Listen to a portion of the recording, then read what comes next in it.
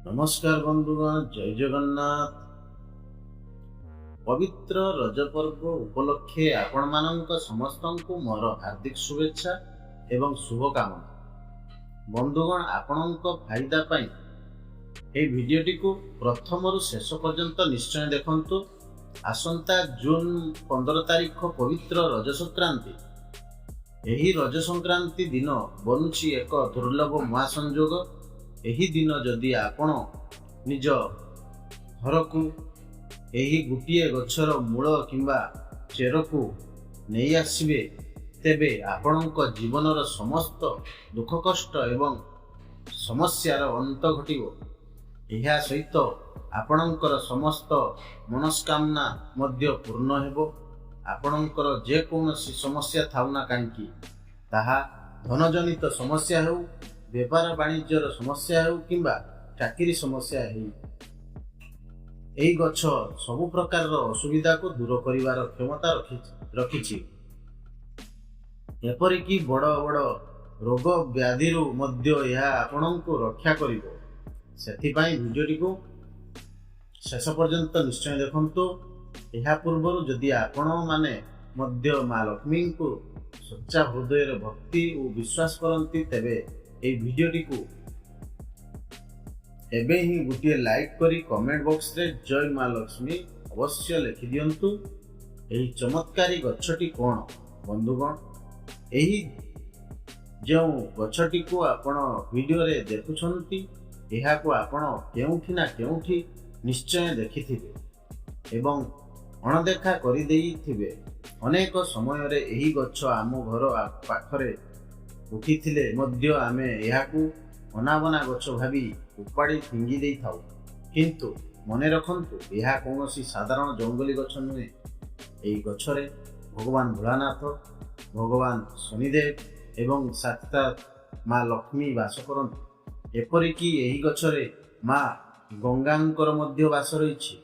यदि आपण एई गछर तांत्रिक एवं आयुर्वेदिक गुण विषय जानिबे, तेबे एहाकू आपण आपणकर दिनचर्या सामिल करि पारिबे। यदि आपण जीवन रे गरीबी, दरिद्रता, कष्ट एवं दुर्भाग्य जुगु चिंतित अछंती, तेबे विश्वास करंतु, एहार सठिक व्यवहार द्वारा आपण समस्त समस्यार मुक्ति पाई पारिबे। सरल भाषा रे कहिले, यदि धन अभाव जुगु आपण हैरान हेउछंती, रोजगार समस्या समस्त मार्ग बंद होई जाइछि, तेबे एही गछर एक सठिक उपाय आपणको माँ लक्ष्मी को आशीर्वाद प्रदान करिवो एवं चुंबक परी आपणक आड़कू धन आकर्षित हेबो। सेहीपरि शत्रु मानकर विनाश पाई शनिदेवंकु प्रसन्न करिबाकू हेले मध्य एही गछ बहुत सहाय्य करिथाए। यदि भाग्य आपणक साथ देउ नाही, तेबे एही गछर साधना द्वारा आपणको महादेवंक आशीर्वाद मिलिबो, जहा फल काल मध्य आपणकर किछि क्षति करि पारिबो ना।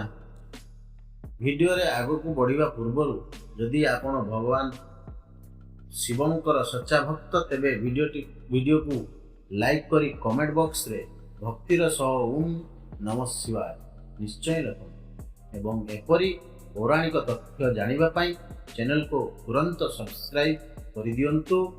गछर नाम एवं पौराणिक महत्व बंधुगण, एही चमत्कारी गछर नाम हेउची अपामार्ग। आम ओडिसा रे एहाको साधारणतः अपामांग बोली कहा जाए। आपणक अंचल रे एही गछ को केउ नाम रे जानंती, ता कमेंट करी निश्चय जणाइबे। वास्तुशास्त्र एवं वनस्पति ज्ञानर अध्याय नंबर 51 रे एही गछ विषय रे स्पष्ट भावे वर्णना करा जायछि। प्राचीन काल रे संत महात्मा एवं मुनि ऋषि माने एही गछर बहुल व्यवहार करुथिले। धर्मशास्त्र रे एहाकू एक पवित्र एवं शुभ गछ भावे गणना करा जाए। मान्यता अछि जे समुद्र मंथन समय रे जेतेबेले अमृत बाहरी थिला, सेतेबेले सेही अमृतर किछि बुंदा एही अपमारंग गछ उपरे पड़िथिला। ସେଥିପାଇଁ ଏହାର ମୂଳରେ ମା ଗଙ୍ଗାଙ୍କର ବାସ ରହିଛି ବୋଲି କୁହାଯାଏ। ସନ୍ତମାନେ ମାସ ମାସ ଧରି ତପସ୍ୟା କରିବା ସମୟରେ ଏହି ଗଛର ମଞ୍ଜିକୁ ଖାଦ୍ୟ ରୂପେ ଗ୍ରହଣ କରୁଥିଲେ, ଯାହା ସେମାନଙ୍କୁ ଦୀର୍ଘ ସମୟ ପର୍ଯ୍ୟନ୍ତ କ୍ଷୁଧା ଓ ତୃଷାରୁ ରକ୍ଷା କରୁଥିଲା ଏବଂ ଶରୀରରେ ଶକ୍ତି ପ୍ରଦାନ କରୁଥିଲା। ଆୟୁର୍ବେଦିକ ଉପକାରିତା। ପ୍ରଥମେ ଆସନ୍ତୁ ଜାଣିବା ଏହାର କିଛି ବିଶେଷ ଆୟୁର୍ବେଦିକ ଗୁଣ ବିଷୟରେ। ଦାନ୍ତ ରୋଗରୁ ମୁକ୍ତି। ଯଦି ଆପଣଙ୍କ ଦାନ୍ତରେ ପୋକ ଲାଗିଛି, ମାଢ଼ିରୁ ରକ୍ତ କିମ୍ବା ପୁଜ ବାହାରୁଛି କିମ୍ବା ଦାନ୍ତ ହଳଦିଆ ପଡ଼ିଯାଇଛି, ତେବେ ଅପମାର୍ଗ ଗଛର ଚେର ବା ମୂଳରେ ଦାନ୍ତ ଘଷନ୍ତୁ।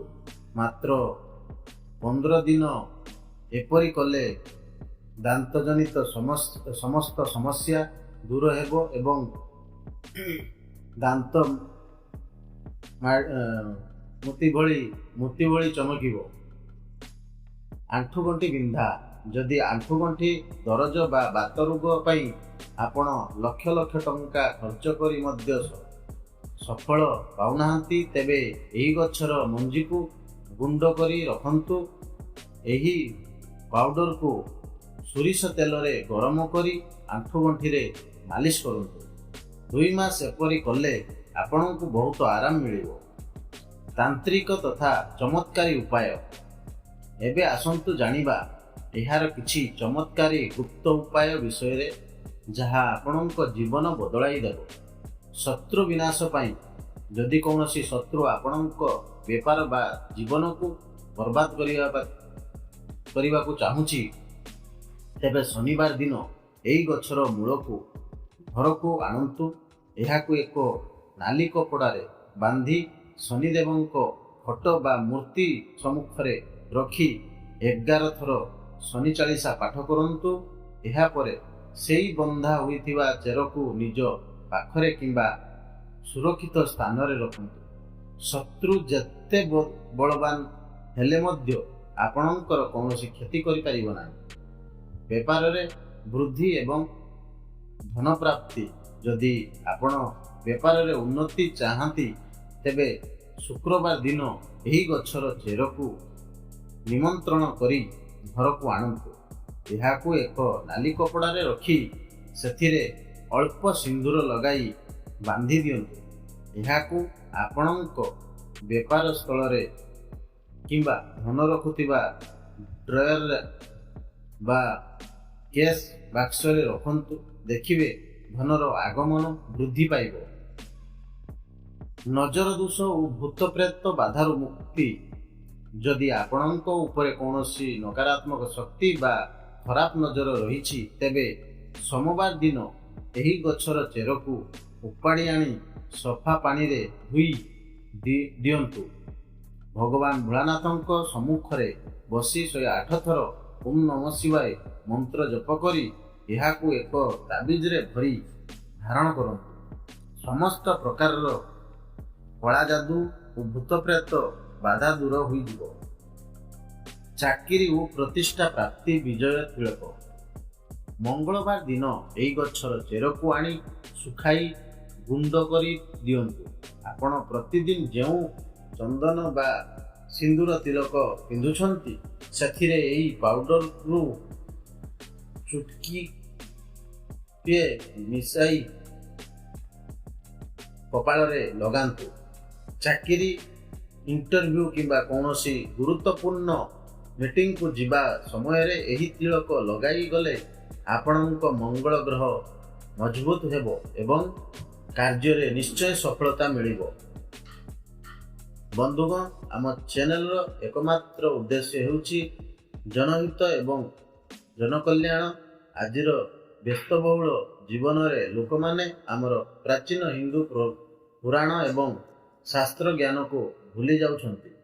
ଏହି ସରଳ ଉପାୟ ଗୁଡ଼ିକରେ ଆପଣଙ୍କର ଗୋଟିଏ ଟଙ୍କା ବି ଖର୍ଚ୍ଚ ହେବ ନାହିଁ, କିନ୍ତୁ ଆପଣ ଲକ୍ଷ ଲକ୍ଷ ଟଙ୍କାର ଫାଇଦା ପାଇପାରିବେ। ଯଦି ଆପଣଙ୍କୁ ଆଜିର ଏହି ଭିଡ଼ିଓଟି ଭଲ ଲାଗିଥାଏ, ତେବେ ଭିଡ଼ିଓକୁ ଲାଇକ୍, ସେୟାର ଏବଂ ଚ୍ୟାନେଲକୁ ସବସ୍କ୍ରାଇବ୍ କରିବାକୁ ଜମାରୁ ଭୁଲିବେ ନାହିଁ।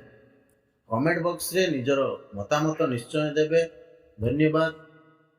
ଜୟ ମା ଲକ୍ଷ୍ମୀ, ଜୟ ଜଗନ୍ନାଥ।